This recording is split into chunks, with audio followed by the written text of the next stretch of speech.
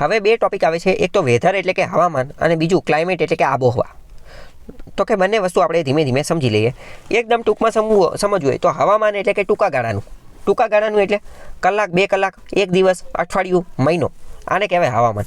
પણ ક્લાઇમેટ એટલે તો બહુ લાંબા ગાળાનું એટલે ઓછામાં ઓછા 30-35 વર્ષ. ઓછામાં ઓછા 30-35 વર્ષ, બરાબર. હવામાન એવું બની શકે સવારે ઠંડી હોય, રાતે ગરમી હોય, રાતે ઠંડી હોય, સવારે ગરમી હોય, એવું બની શકે, બરાબર. પણ ક્લાઇમેટમાં એવું ન બની શકે કે આજે ગરમી છે અને 1 વર્ષ પછી પાછી ઓલું થઈ ગયું. ક્લાઇમેટ તો 30-35 વર્ષનું લાંબુ હોય, બરાબર. તો હવામાન પહેલાં વેધર સમજીએ.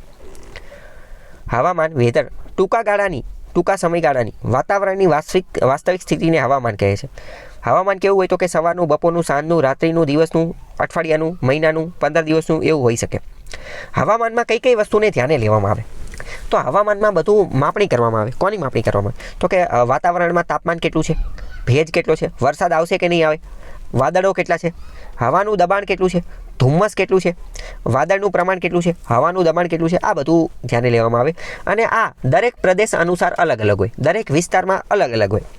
તો કે દરેક પ્રદેશનું દરરોજનું હવામાન જે છે એ નોંધી અને તેનો અહેવાલ રિપોર્ટ બનાવવામાં આવતો હોય છે. એના નકશાને એ બધું રજૂ કરવામાં આવતું હોય છે. રેડિયો, દૂરદર્શન એ બધા ઉપર આ પ્રસારિત કરવામાં આવતું હોય છે. આની માટે એક આખી ડિપાર્ટમેન્ટ કામ કરે છે, આખી એક સંસ્થા કામ કરે છે. IMD, ઇન્ડિયન મિટીરિયોલોજીકલ ડિપાર્ટમેન્ટ કામ કરે છે, બરાબર. મિટીરિયોલોજી, બરાબર. આનું મેઇન હેડ ઓફિસ જે છે એ દિલ્હીમાં આવેલી છે.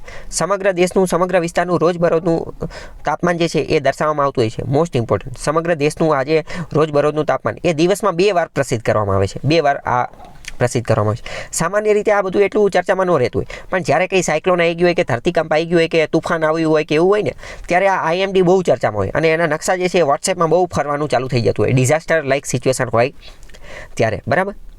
બીજું મોસ્ટ ઇમ્પોર્ટન્ટ કે હવે આપણે સમજીએ કે આ જે છે ને આ વેધર એપ તમારે જોઈ લેવાનું, તમારે વેધર એપ ડાઉનલોડ કરવાનું. હું તમને એક વાત કહું, યુરોપના અને અમેરિકાના એના અમુક દેશો એવા છે ને કે આ તો તમારે વેધર એપ ડાઉનલોડ કરેલું જ રાખવું પડે. આપણે તો અહીંયા એટલો આનો ઉપયોગ કરતા ન હોઈએ, પણ ત્યાં તમારે વેધર એપ ડાઉનલોડ આ એક રીતે ભવિષ્યવાણી પણ કરે. તમને ખ્યાલ હશે કે આજે વરસાદ આવી શકે છે, આજે કરા પડી શકે છે, આજે તાપમાન આવું હોઈ શકે છે.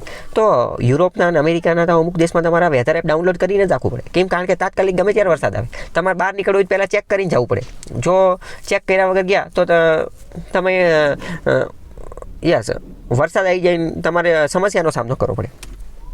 બીજું મોસ્ટ ઇમ્પોર્ટન્ટ, વેધર એપનો તમારે ઉપયોગ કરવાનો, તમારે જોવાનું, રેગ્યુલર તમારે જોતું રહેવાનું. તમે વેધર એપની અંદર જોશો ને તો તમને આ બધી વસ્તુ જોવા મળશે. કઈ બધી વસ્તુ? તાપમાન ને હ્યુમિડિટી, ભેજ કેટલો છે ને એ બધી વસ્તુ. વેધર એપ જોવાનો બીજો પણ ફાયદો છે, મોસ્ટ ઇમ્પોર્ટન્ટ ફાયદો છે. કયો ફાયદો એ હું તમને કહું. તમે વેધર એપ જોશો ને થોડા દિવસ તો તમને, કારણ કે હું જોઉં છું એટલે મને ખ્યાલ છે, તો એક સમય તમે એવો પહોંચી જશો, જો અહીંયા શું લખેલું છે કે ભાઈ 21 ડિગ્રી તાપમાન છે, 21 ડિગ્રી તાપમાન, પણ તમે થોડાક દિવસ રેગ્યુલર જોશો ને તો તમે એક દિવસ એવા સ્થાને પહોંચી જશો કે વાતાવરણનું તાપમાન હશે ને તમને ઓટોમેટિક ખબર પડી જશે કે અત્યારે આટલું તાપમાન હોવું જોઈએ. જેમ કે અત્યારે શિયાળાનો ટાઈમ છે, બરાબર. તો અમુક વાર બહુ ઠંડી હોય તો તમને ઓટોમેટિક ખબર પડી જાય કે અત્યારે 15 ડિગ્રીની આજુબાજુ હોવું જોઈએ, 18 ડિગ્રીની આજુબાજુ હોવું જોઈએ, 16 ડિગ્રીની આજુબાજુ હોવું જોઈએ. અને માની લો કે તાપમાન વ્યવસ્થિત હોય તો તમને ઓટોમેટિક ખબર પડી જાય કે 20-21 ડિગ્રીની આજુબાજુ હશે, બરાબર. તો બધાના મોબાઈલમાં વેધર એપ આપેલું જ હોય છે. મોસ્ટ ઇમ્પોર્ટન્ટ શું, તમારે વેધર એપ જે છે એ જોતું રહેવાનું. જોવાના ઘણા ફાયદા છે, બરાબર. બાકી ઓલરેડી આપણે વેધર સમજાવી દીધું. મેં તમને પહેલાં કીધું હતું કે આપણે પ્રેક્ટિકલ પણ આનો ઉપયોગ જે છે એ કરતું રહેવાનું. તો ક્લાઉડ, વાદળા ને એ બધું જોવા મળે, બરાબર. અને બીજું મોસ્ટ ઇમ્પોર્ટન્ટ કે કદાચ તમે નોકરી એ લાગી ગયા તો નોકરીમાં પણ ડિઝાસ્ટરમાં પણ આ બધા એપ ને એ બધું જે છે એ કામ લાગતું હોય છે. જ્યારે તુફાન, સાયક્લોન આવું કંઈ આવેલું હોય ત્યારે આ બધાનો બહુ વધારે ઉપયોગ જે છે એ કરવાનો આવતો હોય છે. ઉપરથી આવા નકશાને એ બધું મોકલે અને એના આધારે લોકોનું રિહેબિલિટેશન ને એવું બધું કરવાનું હોય ત્યારે આ કામ લાગતું હોય છે. ઇન શોર્ટ, વેધર જે છે એ શું છે તો કે ટૂંકા ગાળાનું છે. ઓકે.